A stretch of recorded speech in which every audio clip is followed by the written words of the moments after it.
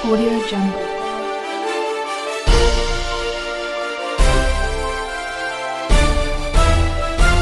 Audio Jungle. Ranchi प्रशासन की चूक की कीमत चुका रहा है झारखंड। 31 मार्च को ही सतर्क होते अफसर तो आज ये हालत नहीं होती।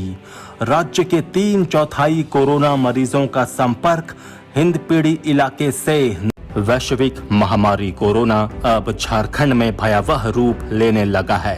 महज 26 दिन में संक्रमितों की संख्या 0 से 100 पार तक जाना इस बात का साफ संकेत है कि झारखंड में संक्रमण कितनी तेजी से फैला है। संक्रमण फैलने से एक और बात साफ हो गई कि शुरुआती चूक और जरा सी लापरवाही ने पूरे झारखंड को तबाही के कगार पर लाकर खड़ा कर दिया है। 31 मार्च को जब रांची के हिंदपीढ़ी में संक्रमण का पहला मामला सामने आया था, तभी यदि सतर्कता बरती गई होती तो पलामू से लेकर जामताड़ा तक इस खतरनाक बीमारी का संक्रमण नहीं फैलता। झारखंड में अब तक जो 100 से ज्यादा मामले सामने आए हैं, उनमें से 3/4 से अधिक मरीजों का संपर्क रांची के हिंदपीढ़ी से है। ये बेहद चिंताजनक है क्योंकि रांची जिला प्रशासन ने पहला मामला सामने आने के बाद से लगातार ये दावा करता रहा कि वो हिंदपीढ़ी को पूरी तरह सील कर चुका है। इसके बावजूद यहाँ से लोग निकलते रहे, रांची समेत राज्य के दूसरे इलाकों में घूमते रहे, लोग उनके संपर्क में आते रहे और कोरोना के संक्रमित होते रहे। आज न केवल हिंदपीढ़ी बल्कि रांची के ही 17 इलाकों में संक्रमण फैल चुका है और मरीजों की संख्या भी बढ़ती जा रही है। हालत यहाँ तक हो गई है कि रांची के उपायुक्त और सीनियर एसपी तक को होम क्वारंटीन में जाने की अनुमति मांगनी पड़ गई है। आखिर इस बड़ी चूक के लिए जिम्मेदार कौन है और उसे क्या सजा मिलेगी, इस पर आजाद सिपाही ब्यूरो की खास रिपोर्ट। रविवार 26 अप्रैल की शाम को जब साफ हो गया कि झारखंड में कोरोना का संक्रमण बड़ी तेजी से फैल रहा है और एक दिन में 16 मरीज सामने आए हैं, पूरे राज्य में खलबली मच गई। अब तक रांची का हिंदपीढ़ी इलाका ही संक्रमित माना जा रहा था, लेकिन अब तक रांची के 11 इलाके संक्रमित हो चुके हैं। इसके अलावा राज्य के 24 में से 10 जिलों में कोरोना का संक्रमण फैल चुका है। राज्य में कोरोना संक्रमितों की संख्या 100 पार तक पहुंच गई है, जिसमें सर्वाधिक 70 पार रांची के हैं। झारखंड के लिए ये बेहद खतरनाक स्थिति है और स्थिति के लिए यदि कोई जिम्मेवार है तो वो है रांची जिला प्रशासन की चूक और स्थिति की गंभीरता को समझने में भूल। 31 मार्च को जब हिंदपीढ़ी के घर में छिपकर रह रही मलेशियाई महिला के रूप में झारखंड में पहला कोरोना संक्रमित मरीज सामने आया था, प्रशासन ने हिंदपीढ़ी को सील करने और कर्फ्यू लगाने का ऐलान तो कर दिया, लेकिन ये सारा कुछ कागजों पर ही हुआ। 3 से 4 दिन तक लगातार वहां के लोग विभिन्न अवसरों पर सड़कों पर उतरते रहे, कभी रास्ता बंद करने के नाम पर तो कभी मरीज को अस्पताल में नहीं जाने देने के नाम पर। यही नहीं, हिंदपीढ़ी का इलाका सील होने के बावजूद लोग यहां से बाहर जाते रहे। उनके साथ साथ राज्य के दूसरे क्षेत्रों में कोरोना भी पहुंचा। रांची के बाहरी इलाके बेड़ो बुंडू से लेकर पलामू, गढ़वा और जामताड़ा तक यहां के लोग पहुंच गए और इसका परिणाम अब सामने आ रहा है।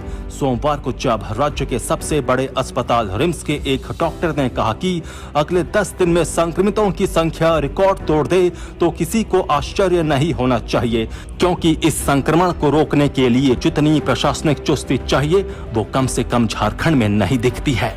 यहाँ ना कॉन्टैक्ट ट्रेसिंग हो रही है और ना ही संदिग्धों की तेजी से जांच हो रही है। जिन लोगों के सैंपल लिए जा रहे हैं उन्हें भी तब तक स्वतंत्र होकर घूमने के लिए छोड़ दिया जा रहा है जब तक कि उनकी रिपोर्ट पॉजिटिव नहीं आ जाए।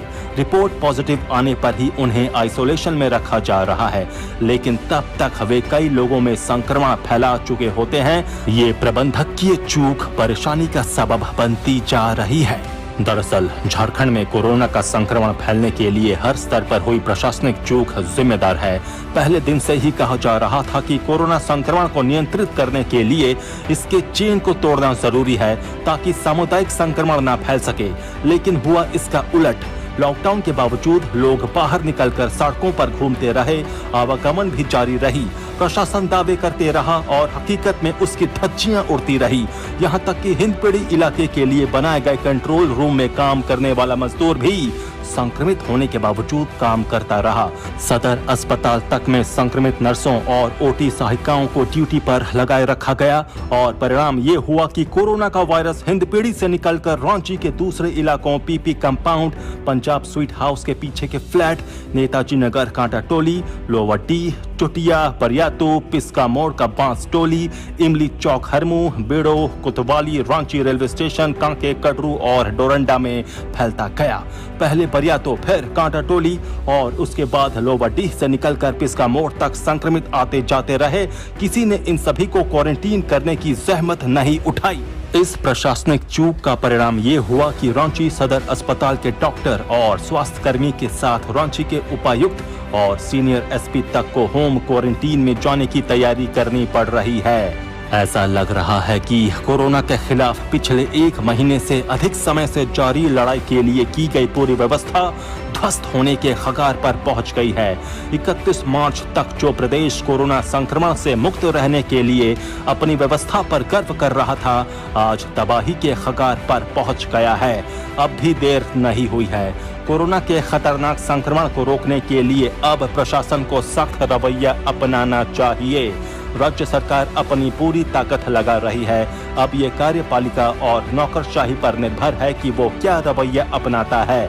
यदि राज्य में कोरोना का संक्रमण फैलने से रोकना है तो सबसे पहले लॉकडाउन का सख्ती से पालन करना जरूरी है। आज भी जो लोग जरूरत का सामान खरीदने के नाम पर बाहर निकल रहे हैं, उन सभी को घरों में रहने के लिए मजबूर करना होगा। इसके अलावा संदिग्धों की जांच की रफ्तार तेज करनी होगी और जिनके सैंपल लिए जा रहे हैं उन सभी को तब तक क्वारंटीन करना होगा जब तक कि उनकी रिपोर्ट नेगेटिव न आ जाए। यानी अब झारखंड के प्रत्येक नागरिक को संदिग्ध मानना होगा, तभी कोरोना के खिलाफ लड़ाई को जीतने की स्थिति बन सकेगी। राजस्थान के भीलवाड़ा में यही हुआ। वहां के प्रशासन ने हर व्यक्ति को कोरोना से संक्रमित माना और उसी अनुरूप काम किया। झारखंड को इस महामारी से बचाने के लिए यही एक